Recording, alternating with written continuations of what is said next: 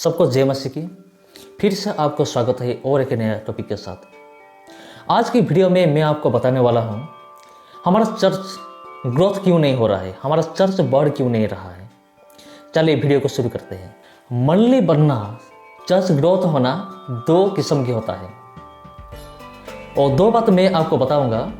तो पहला बात, तो मेरा मंडली में जो विश्वासी लोग हैं उन लोगों का संख्या क्यों नहीं बढ़ रहा है।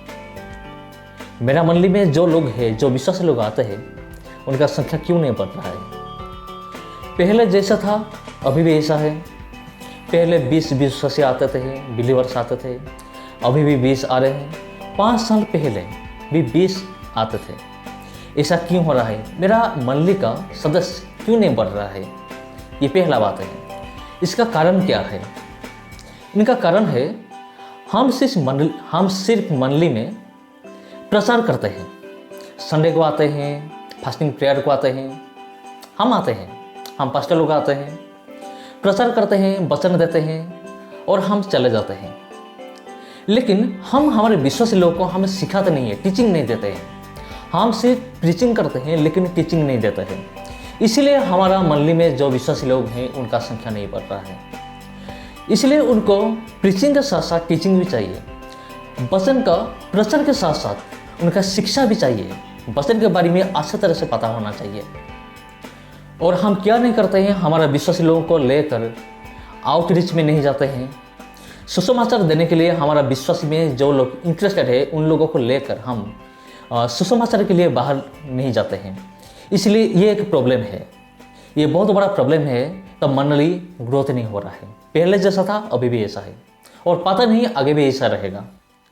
आजकल जो विश्वासी लोग हैं, अगर कोई उसको पूछे, बहुत सारे विश्वासी लोग यही जवाब देंगे। क्या जवाब देंगे? हमें कुछ नहीं पता। अगर आप उनको पूछोगे तो भाई आप स्वर्ग जाएंगे या नहीं, आप कहाँ जा रहे हैं, नरक जा रहे हैं या स्वर्ग जा रहे हैं, वो क्या बताएगा? मुझे पता नहीं, मैं कहाँ जा रहा हूँ। ये बहुत सारे विश्वासी लोग ऐसे बोल रहे हैं क्योंकि उनको अच्छी तरह से पता नहीं है, उन लोगों को अच्छी तरह से शिक्षा नहीं दिया गया है, इसलिए वो ऐसे बोलते हैं। और दूसरा बात है मेरे मंडली में जो लोग हैं, मेरा चर्च में जो आ रहे हैं, उन लोगों ने स्पिरिचुअली बढ़ क्यों नहीं रहे हैं। मेरा मंडली में जो आते हैं स्पिरिचुअली क्यों बढ़ नहीं रहे हैं, ये दूसरा बात है। और इसी का भी एक कारण है क्यों नहीं बढ़ रहे हैं। चलिए देखते हैं उनका कारण क्या। मंडली में ऐसे विश्वासी लोग भी हैं, अगर आप उनको बोलोगे भाई और बहन तुम थोड़ा सा प्रार्थना करो, वो बोलेंगे कि मुझे नहीं आएगा। और दूसरा को बोलिए और प्रार्थना करना नहीं आता, बाइबल पढ़ना नहीं आता। बाइबल पढ़ना आता है लेकिन उनको इच्छा नहीं है, अरमान नहीं है कि वो क्या करे, बाइबल पढ़े, चर्च के अंदर और वचन को पढ़े सबके सामने, ये उनका मर्जी नहीं है। क्यों ऐसा होता है? यही तो दो चीज़ है, प्रार्थना करना, बाइबल पढ़ना। हमारा क्रिश्चियन लोगों का ये दो अस्त्र है।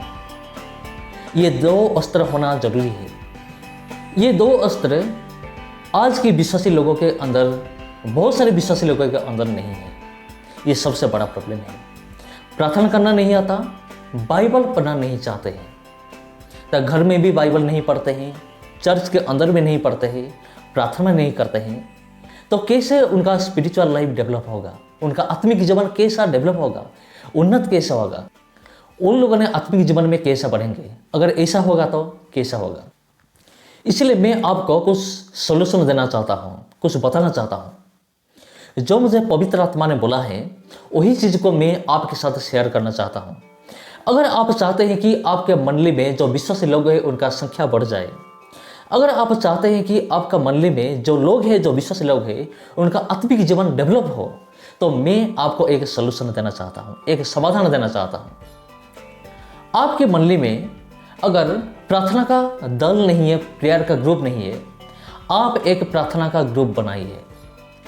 प्रार्थना ग्रुप बनाइए। आपके उस प्रेयर ग्रुप को लेकर आप क्या करिए, आप पड़ोसी में जाइए, जिनको आप जानते हैं उनको पूछिए क्या आपका कोई समस्या है, क्या आपका कोई प्रॉब्लम है। हम यहाँ आपके लिए प्रार्थना करने के लिए आए हैं। आपका जो भी प्रॉब्लम है, इसलिए हम आपके लिए प्रार्थना करेंगे। बोलिए आपका क्या समस्या है, बोलिए आपका क्या प्रॉब्लम है।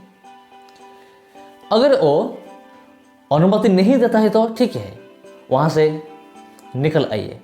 अगर वो अनुमति देता है, ठीक से मेरा घर में ये प्रॉब्लम चल रहा है, आप मेरे लिए प्रार्थना कीजिए। आप क्या कीजिए, आपके प्रेयर ग्रुप जो है उनको लेकर आप क्या कीजिए, उनका घर जाइए, उनका घर के लिए प्रार्थना कीजिए, उनके लिए प्रार्थना कीजिए।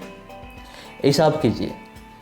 एक हफ्ते में एक बार आप टाइम निकालिए और आपके मोहल्ले में जितना भी घर है, सारे घर को आप विजिट कीजिए और सारे घर में आप क्या कीजिए, प्रार्थना कीजिए। उन लोगों के लिए प्रार्थना कीजिए, उन लोगों के समस्या के लिए प्रार्थना कीजिए, उन लोगों के आत्मिक जीवन के लिए प्रार्थना कीजिए। अगर आप संडे स्कूल चला रहे हैं तो बच्चों को लेकर भी आप क्या कीजिए, काम कीजिए।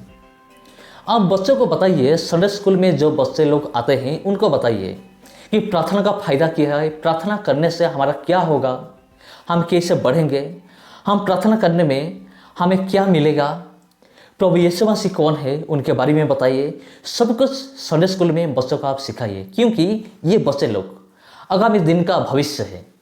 बच्चे लोगों को आप इनकरेज कीजिए, उनको उत्साहित कीजिए। वो क्या करेंगे, वो भी आपके साथ शामिल होंगे।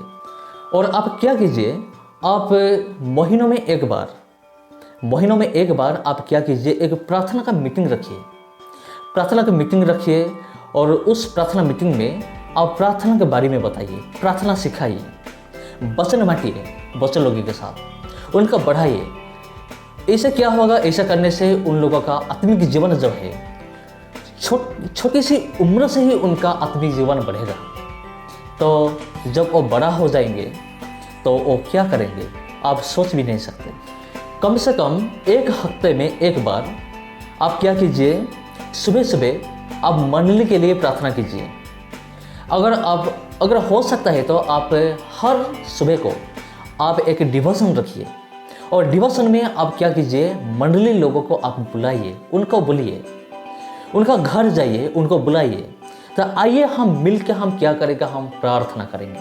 हम मिल के हम क्या करेंगे, प्रभु का वचन को हम सुनेंगे सुबह सुबह।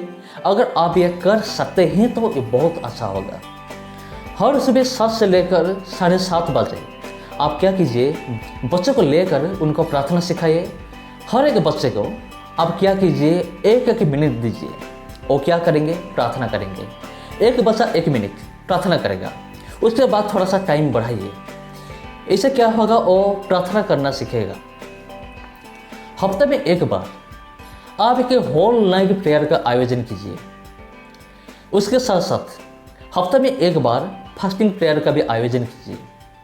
अगर हो सकता है तो आप एक 24 आवर 24 घंटा का एक प्रार्थना ग्रुप बनाइए, प्रेयर ग्रुप बनाइए। तो ऐसे करने से क्या होगा, बहुत बड़ा फायदा है। ऐसे करने से आपका मंडली में जो लोग आते हैं उनका संख्या बढ़ने के साथ साथ आपका मंडली में जो विश्वासी लोग हैं उनका आत्मिक जीवन भी बढ़ेगा। ये सबसे बड़ा फायदा है।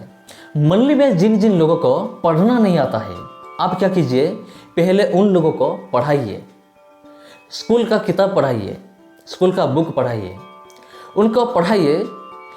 तो वो क्या करेंगे, वो जैसे बाइबल को पढ़ पाएंगे, प्रभु का वचन को वो पढ़ सकेंगे। ऐसे उनको पढ़ाइए। अगर आप उनको शिक्षा देंगे इसके बारे में, तो वो क्या होगा, वो बाइबल पढ़ना शुरू करेगा। बहुत सारे मंडली में ऐसा होता है, बहुत सारे आदमी वो क्या नहीं करते हैं, पढ़ना तो चाहते हैं लेकिन बाइबल पढ़ना नहीं आता, क्योंकि उन्होंने स्कूल नहीं गए हैं।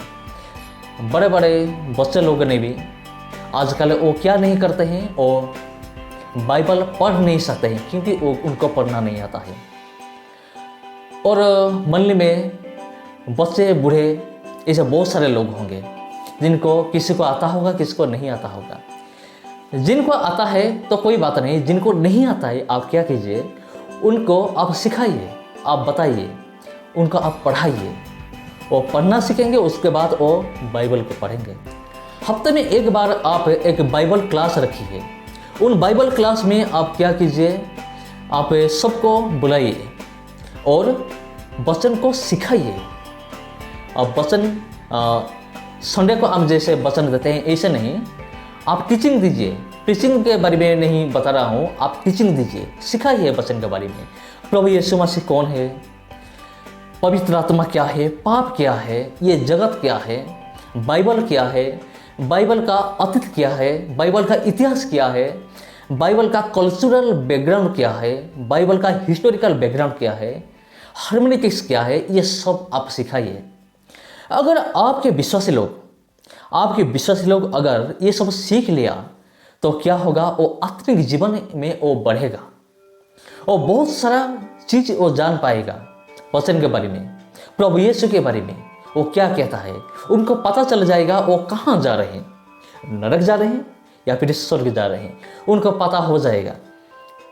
और एक बहुत बड़ा चीज़ है, मंडली में जो कुछ लोग हैं उनको ऐश्वर्य की प्रेम दिखाइए, उनके साथ ऐश्वर्य की प्रेम दिखाइए और सिखाइए भी, क्यों ये सबसे बहुत बड़ा चीज़ है आत्मिक जीवन के लिए। आत्मिक जीवन में बढ़ने के लिए ये सबसे बहुत बड़ा हथियार है चीज़ है। मंडली में जो भी समस्या है उनको प्रेम में समाधान कीजिए। अगर आप आपके विश्वासी के लिए सीरियस नहीं है, अगर आप अपने विश्वासी लोगों के लिए सीरियस नहीं है तो उनकी हिसाब भी आपको देना पड़ेगा। मुझे आप सबको प्रभु के सामने हिसाब देना पड़ेगा। उसी टाइम प्रभु ने पूछेंगे तो तुमने क्या किया। तो इसलिए मैं आपके लिए एक वचन शेयर करना चाहता हूं।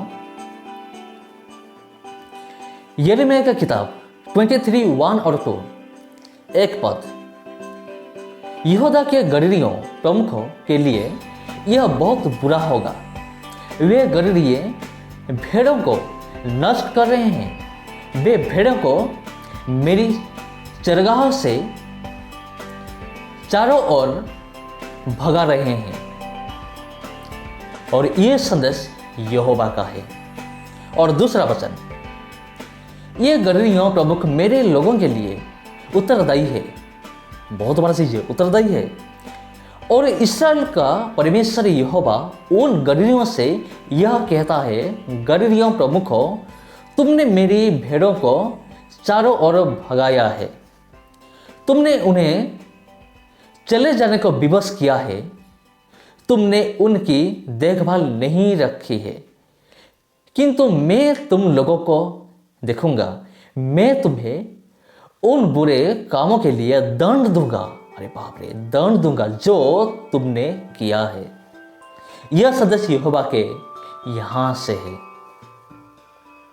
अगर हम अपने विश्वासी लोगों को अच्छी तरह से देखभाल नहीं करते हैं, आत्मिक वचन नहीं देते हैं, आत्मिक आहार नहीं देते हैं, सफिशिएंट आहार नहीं देते हैं, तो उसके हिसाब प्रभु हमसे लेगा।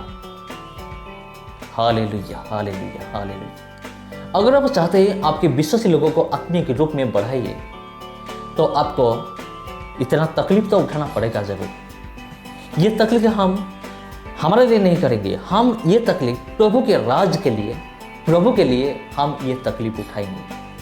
हमारा मंडली क्यों नहीं बढ़ रहा है, उनका कारण है कि हमारा पास्टर लोग ने, हम लोगों ने क्या नहीं करते हैं, मेहनत नहीं करते हैं।